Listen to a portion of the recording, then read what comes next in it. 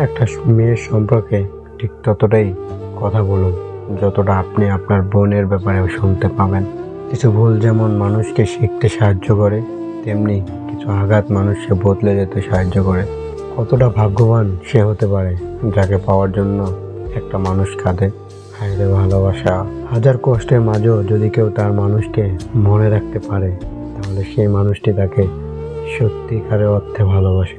তাকে কখনো ভুলে যেও না। চোখের সামনে আস্তে আস্তে বদলে যাওয়া প্রিয় মানুষগুলো সত্যি অনেক কাঁদায়।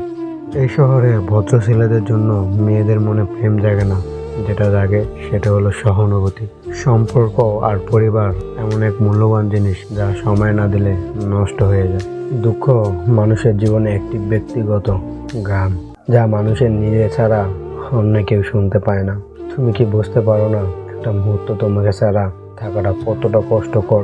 এখন আর কষ্ট হয় না, এখন কষ্টগুলো লুকিয়ে হাসি মুখে বলতে শিখে গেছি, আমি অনেক ভালো আছি। কষ্ট কখনো কাউকে কষ্ট দেয় না, সুখী মানুষের কষ্ট দেয়। তাই সুখের পিছনে না ঘুরে, সময় নষ্ট না করে দুঃখের আমন্ত্রণ জানানো ছাড়া আর কিছুই নয়। হাসি জিনিসটা সত্যি খুব অদ্ভুত। হাজারো দুঃখ লুকানোর জন্য একটা মিষ্টি হাসি যথেষ্ট। কিছু মানুষের ভাগ্য খারাপ হয়, আর আমি তাদের মধ্যে একজন। নিজের বোকামি বুঝতে পারার পর কারো দুঃখ হয়, কারো হাসি পায়, এটাই তো নিয়ম। 3 ধরনের মানুষ বেশি অহংকারী হয়: বেশি শিক্ষিত হলে, সুন্দর হলে, আর অতিরিক্ত বড় লোক হলে।